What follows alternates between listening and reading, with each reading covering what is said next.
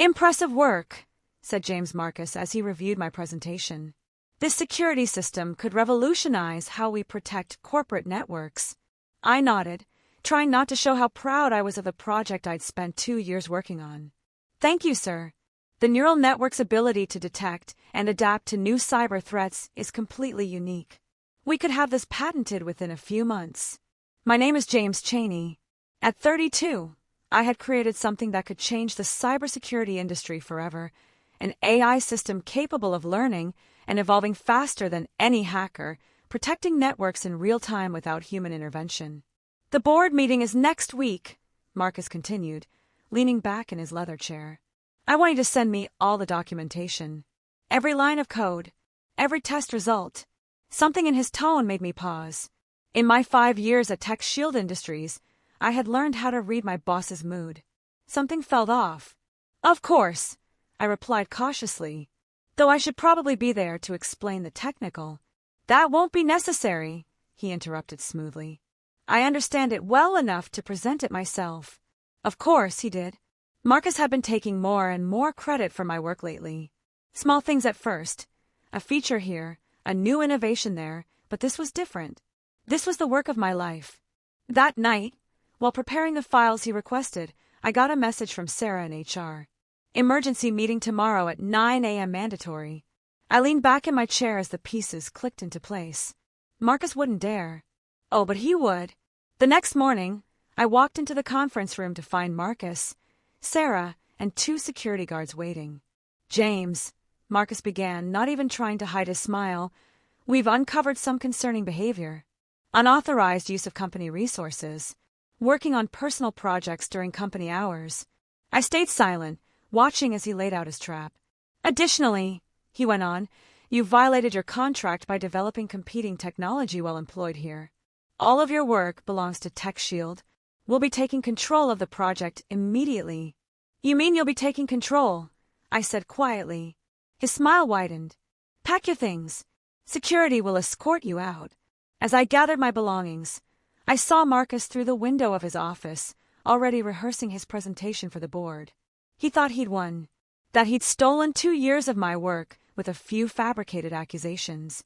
What he didn't know was that I'd seen it coming months ago. The AI system had one unique feature, one I never documented. A specialized piece of code buried deep in its neural pathways, designed to activate exactly 30 days after deployment. That night, back at my apartment, I opened my laptop and accessed a hidden backup server where I had been documenting everything. Every conversation with Marcus, every stolen idea, every manipulated report, and most importantly, every change he made to my code after stealing it.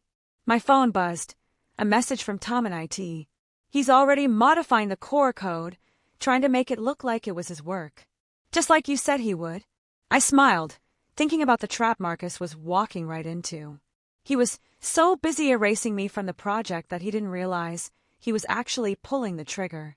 In 30 days, when the system went live for the board, it would do exactly what it was designed to do. Expose every security threat in the company, including the ones hidden in the CEO's office. Over the next few weeks, I watched from a distance as Marcus prepared to present my revolutionary AI system. Tom kept me updated on every change, every modification, every attempt to erase my name. "He's rewriting the documentation completely," Tom told me one night, "trying to remove all traces of you. But he doesn't understand half the architecture. He's making mistakes." Perfect. Every change Marcus made to try and cover his tracks only reinforced the hidden protocol I had built into the system's core, like a digital immune system. It was designed to recognize and remember its original creator. 20 days after I was fired, I got an unexpected visitor. Sarah from HR showed up at my apartment, looking nervous. "James," she said quickly, glancing over her shoulder. "I need to tell you something about Marcus." I let her in, curious. Sarah had always been Marcus's loyal soldier, following orders without question. "He's done it before," she said, sitting on the edge of my couch. "At his last company, he stole a major project. Fired the developer. The guy tried to sue but stopped." "What happened?" I asked. "The evidence disappeared. Just like your personal files are disappearing now." I kept my expression neutral. Why are you telling me this? Because it's wrong, she said firmly. And because I found something while archiving your files. She pulled out a USB drive. Original project proposals from 2 years ago. With timestamps and signatures. Marcus must have missed them. I took the drive, knowing it would fit perfectly with the evidence I'd been collecting. Thank you, Sarah. But aren't you worried about your job? She stood, adjusting her jacket. Some things are more important than jobs, James. Then she smiled slightly. I already have interviews lined up. What Marcus is doing, it's not just wrong. It's illegal. After she left, I checked my hidden server. 10 days until activation. Marcus had scheduled the board presentation exactly 30 days after my firing, wanting to claim ownership as soon as possible. My phone buzzed. It was Tom again. You've got to see this, he said. He's trying to add new security protocols, but he's breaking the core functionality. I logged in remotely using the secure connection Tom had kept alive. There he was, Marcus, trying to modify the fundamental architecture of the AI, trying to make it look like his own. Each sloppy change created new vulnerabilities, new gaps in the system, gaps that would be exposed the moment the hidden protocol activated. A few days before the board meeting, I got another unexpected message, this time from Marcus himself. James, in hindsight, perhaps we were too hasty ending your position. Would you be open to discussing a limited-scope consulting role? Of course he was nervous. The system wasn't working the way he expected. His modifications were causing unpredictable results, and he couldn't understand why. I didn't respond. 3 days before the board meeting, he tried again, this time offering a generous compensation package in exchange for my technical knowledge. Still, I waited. The day before the presentation, Tom sent me the final confirmation. It's all set. Marcus has scheduled the system update for tomorrow morning. The entire board will be watching the live demo. I smiled, thinking about the elegant simplicity of it all. Marcus had spent weeks trying to erase me from my own creation, not realizing that every change he made only strengthened its core purpose, to identify its true creator, and expose security threats. And tomorrow, in front of the board, the system would identify the biggest threat of all. Thanks, Tom, I replied. Make sure you record everything tomorrow, every screen, every reaction. Then I leaned back and waited for the show to begin. The morning of the board presentation, I sat at a coffee shop across from TechShield headquarters, watching the live stream Tom had set up. The boardroom was packed. Executives, investors, tech journalists, all gathered to witness Marcus's revolutionary breakthrough. Ladies and gentlemen, Marcus began, standing proudly at the podium. Today, we unveil the future of cybersecurity, an AI system capable of detecting and neutralizing threats in real time. I glanced at my watch. 3 minutes to go until the system update triggered. This technology, developed over the past 2 years, Marcus continued, represents a quantum leap in network protection. Allow me to demonstrate. Tom's message popped up, update initiated. You should see his face right now. Marcus clicked to begin the demo. The massive screen behind him lit up, displaying the AI interface. Everything looked normal, just as he expected. Then the system spoke. Initiating security protocol, the AI announced. Detecting unauthorized modifications to core architecture. Marcus's smile faltered. That wasn't part of the script. Warning, the AI continued. Multiple security vulnerabilities detected. Source, recent unauthorized code changes by user Marcus Willer. The color drained from Marcus's face as he clicked frantically through the interface, trying to stop what was happening. But every click only triggered more revelations. The screen shifted to show side-by-side comparisons. My original, streamlined code versus Marcus's clumsy edits, complete with timestamps. Recordings of meetings where he took credit for my work. Emails outlining his plan to have me terminated.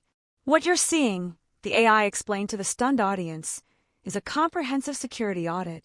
My primary function is to identify and expose threats to system integrity. The most critical threat detected, systematic intellectual property theft by Marcus Willer. Next came the evidence Sarah had uncovered, proof of Marcus's history of stealing others' work. Then, the original project proposal appeared, showing my name and timestamp submissions. Shut it down! Marcus shouted, but the system didn't respond to him. It had flagged him as a threat and locked him out. A board member stood up. Mr. Willer, what is the meaning of this? It's a trick, Marcus stammered. A disgruntled former employee. Just then, Tom's voice came from the doorway as he walked in, holding a stack of documents. It's exactly what the AI was designed to do: protect intellectual property and expose internal security threats. James Chin built this system. These are the original development logs proving his authorship. The boardroom erupted into chaos. Journalists scribbled furiously. Investors made calls. Marcus looked like a man watching his entire world fall apart. My phone buzzed. A message from the chairman of the board, Charles Montgomery. Mr. Chen, would you be open to a meeting to discuss your system?